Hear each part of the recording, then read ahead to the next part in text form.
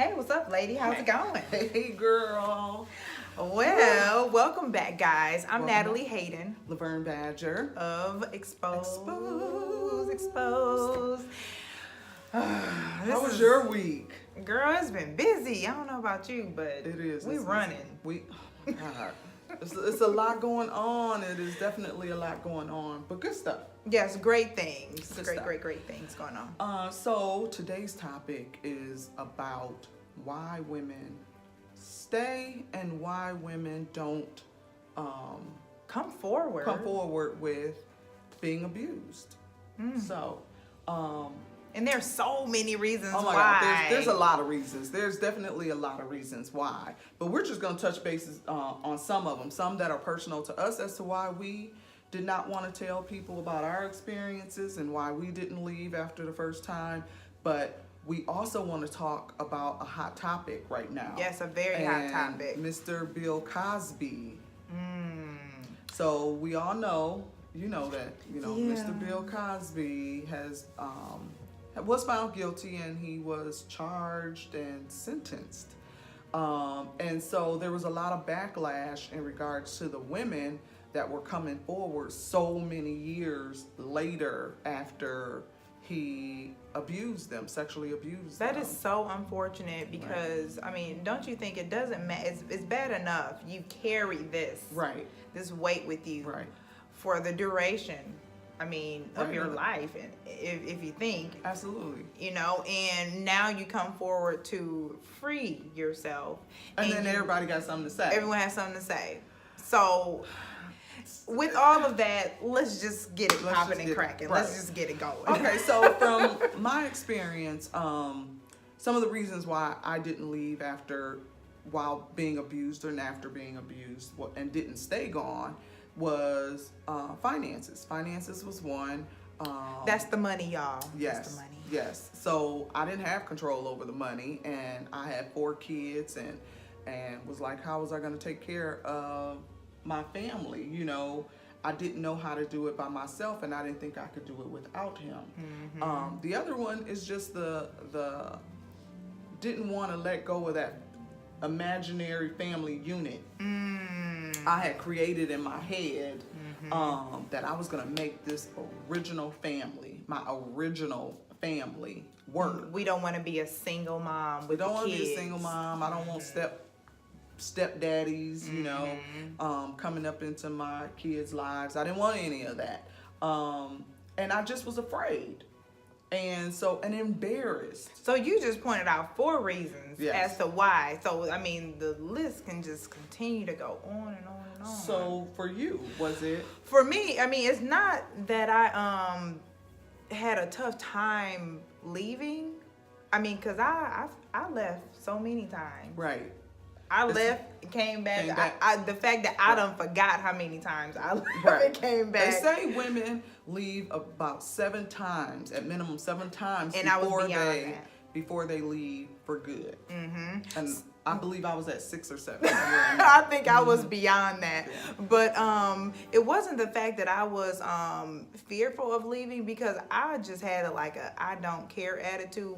The moment that something would pop off, I didn't care about leaving it all behind and starting over, because, there was a time where it was just me. But when I had my daughter, that's when the shift happened, where I had to really strategically think, maybe I just can't pick up and leave right now. Right. So when it was just you, when it was just me, it was easier. I was out. It was easier. I was out. Right. It was Yes. easier to make those decisions to say, I just have to decide and fend for myself. Right. But then it started to get more challenging when you now have to think about what your daughter's gonna, how it's gonna impact her. I mean, now tell me this, do you think in the Bill Cosby case with these women that waited all of these years, what's the does it matter when you come out or when First you of leave all, or First of all, we're not doctors, but there is a transition to deal with trauma. Yes. When you start, because I know there was a period, even for me, even before I wrote my book, I thought I was good. I'm like, I'm good. You know, I'm good. Life is good. I found a great guy, get married. You know, I'm living life. I'm in my career. I don't need to talk about the past. The past is the past. It's not defining who I am. But there were things that were coming up that told me, nah, you kind of need to deal with the past. those are called like triggers. Triggers. Yes. I didn't think of them as triggers. I looked at them as, oh, they're just like little memory flashes, and I would try to ignore them. And so I didn't really understand what they were. I wasn't calling them triggers at the time. But as I grow and as I continue to tell my story and as I started to do some self-care, then I understood that those were what they were, which were triggers. And again, I've been out of that abusive relationship for almost 20 years. And so here I am today in the last few years, a couple years, talking about my experience. So can you imagine what those women are feeling? So what if somebody came to me and said, why are you talking about your abusive relationship now? That's old news. That's old news. You're in a new relationship. Why do you need to talk about that? You know how pissed I would be at somebody and how hurtful that would be? Now, whether you believe Bill Cosby is innocent or not, that's not the question that we're trying to debate here. What we want to support is a woman or man's right to be able to tell his truth And get free. and be free Yes. and transparent without judgment. So rather it was he did this to these women and they come forward, because the last incident I believe was in 2004. And so whether it happened as early as 2004 or 1987, whatever. right, whatever it was, It happened. it still happened. It's relevant. And their story should not be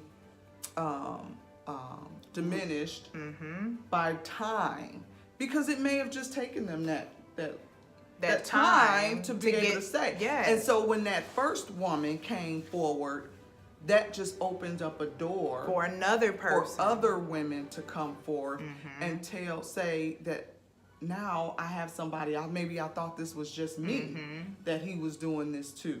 But now I know that my sister came through and she's telling her story and it's very similar to what he did to me. Now I have the strength to tell my story. So that just annoys me when I hear that women who are really trying to heal, that we protect sometimes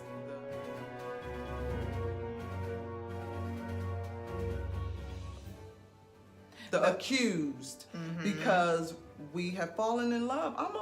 I'm a Huge advocate. Bill Cosby Yes, fan. yes. Love I'm Bill a Cosby. Cliff Huxtable That was fan. the ideal black family. Right, and I still love Cliff Huxtable.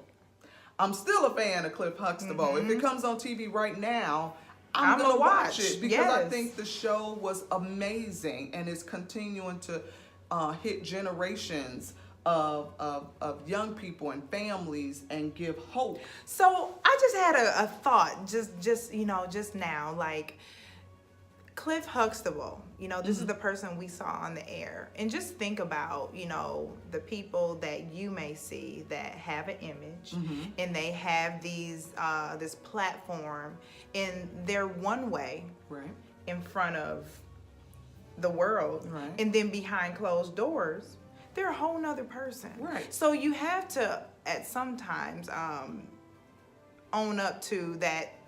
There are individuals that operate in these dual spaces, and they may be a great, person in the office, but they could be a horrible person to their family. Right. You know what I'm saying? Right. So he's done a lot for the community. He's done outside of his character of acting. He's huge on education. I don't want to take away the accolades that he's accomplished over the years, but it cannot supersede the people that he's hurt. that he is accused of hurting and has been found guilty of hurting. we just can't do that, you know. And so we have to learn how to separate Cliff Huxtable, the character, and Bill Cosby, the man. The man that have assaulted these individuals, and it just Drugged wasn't one. Drugged and I mean, assaulted he these was women. yes, Right. yes. So I just thought that we had to have a conversation about, if you ever thought, if you were one of those people that looked at these women and said, why are they coming out now? You know, why does he have to rape anybody? Why would he have to drug somebody? Why would he have to he has enough money where he could have paid for it, and a woman could have But he didn't. He didn't. Anything, right? And a woman would have done anything he wanted them to do with no hesitation. Well, again, I'm not a therapist, but I know that rape is not about sex. It's about power and control. That's right. And so if I pay for you to do what I want to do, where's the power and control in that? There you go. You know? And so I just want people to look at it from a different perspective. Is that there's power in transparency. Yes. There's healing in transparency. And these women have the right to be healed and to continue Yeah. their process of healing. Yeah. And so this is just for those women, the beginning stages Right. of their healing. Right. Can you imagine what they were thinking about over those last 20 plus years of seeing this person, their abuser, continue to grow in media, continue to get this fame in media, continue to have Knowing what he's done to them and how he's, right. you know, and yes. maybe some of these people had to work in the same space. Can you just imagine? I can that? imagine that. And we don't know what if these people, if it impacted these women in a way where they could not move forward once they were on a road to success, and this detoured that success, because now I'm a changed person. I am changed forever based on what he did. And I just And then don't let them have the power and control. right. You know what I'm saying? These individuals, it's not, there's several Bill Cosbys everywhere. Absolutely. They're in a suit at your office. You know, they work somewhere major in a large law firm that you might be working with, where Right. you may want to climb the ranks. But all you got to do is just do this, just a little bit of this. Right, You know, right, to get right. ahead. So, you know, those are things you Our have to keep. politicians of the world. And oh my God, I know there's one out there right now, and I cannot think of his name. And God, I can't think of his name. And As she's scrolling. I know Richard is gonna kill me. But He ain't local, is he? he's not local. No. But I can't forget Kavanaugh. I had to Kavanaugh. I don't know. I'm not political in any way, shape, or form. But I know that he is being investigated for the same type of charges. And I just feel like it's not about whether you believe him or not. It's about not victimizing a victim again. That's our stance. It's just not victimizing a victim. Ain't We nothing don't know. worse.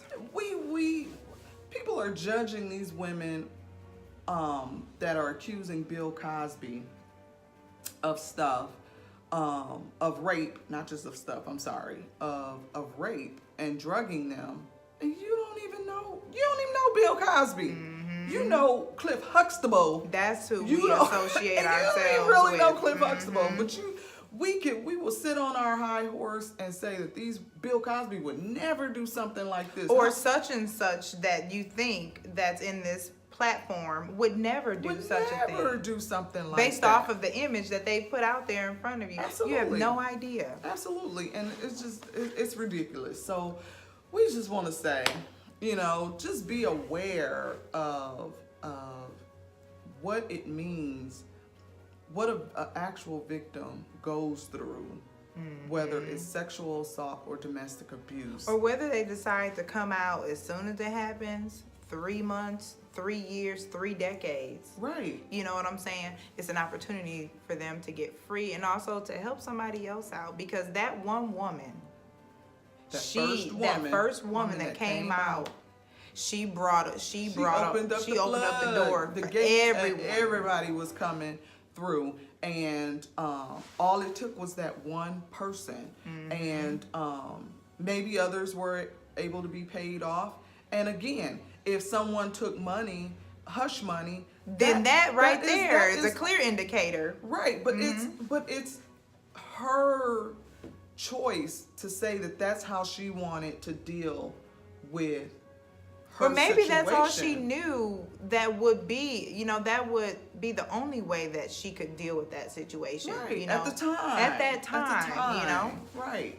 And so, if you've never walked in the shoes of a victim, I just say be more sympathetic and empathetic in regards to what they may be going through. And like I said, the last thing we want to do is judge a woman in crisis.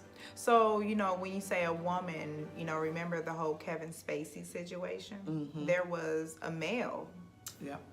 I don't know if it was like a worker or whatever, but this young man came forward and said that he was abused by Kevin Spacey. So it's not just women. Not just women. Yeah. It's men as well. Yeah. They need a safe space where they can come forward and say, this has happened to me. I don't care when it happened. It happened, right. And I need to. Right, because again, can you imagine one of the victims coming up against America's favorite dad? Yeah. I'm coming. Not just in the black households. Everybody loved Cliff Huxtable. Yes. Like he crossed barriers. Like it was not, Cliff Huxtable was, yes, he showed how a black family could be a true professional family, doing their thing, educated, professional, kids going to college, all those things. Very culturally diverse. Right. But that was also, it also touched other cultures. And so being able to say, I'm going to come up against that America's favorite dad, I couldn't even imagine. So that's what we just wanted to come and say, no judgment, people. Just be understanding of what people should, but what people may be going through, men or women would be going through. That is the best support. Yeah, I feel, absolutely. That is the best especially support. when you don't know the facts. That's right. Social and we media don't know allows, the facts. Right, we don't know the facts either. All I know is that if there's some true victims out there, we're telling our experience as to help and our research get and them free, to allow them to the safe space and the support. And so just know that Let's Talk supports. Yes. And ExPOSED supports. Absolutely. Truly supports the efforts of any victim coming forth to tell their story. So in closing, this one was a little serious. Yes, it was a little serious. This one was a little serious. Barely any. Right, but that's what we're about. You yes. know, sometimes, we're going to be joking and fun, and then other times when things come up that we just need to address, we just need to address it. Because at the end of the day, transparency brings healing. Right. It is healing. We want to be able to expose those hard truths. Those hard truths and have the conversations around those hard truths. So, all right. So until next week, guys. All right. We love you guys. Have a great Wednesday. All right. Bye. Bye. Mwah.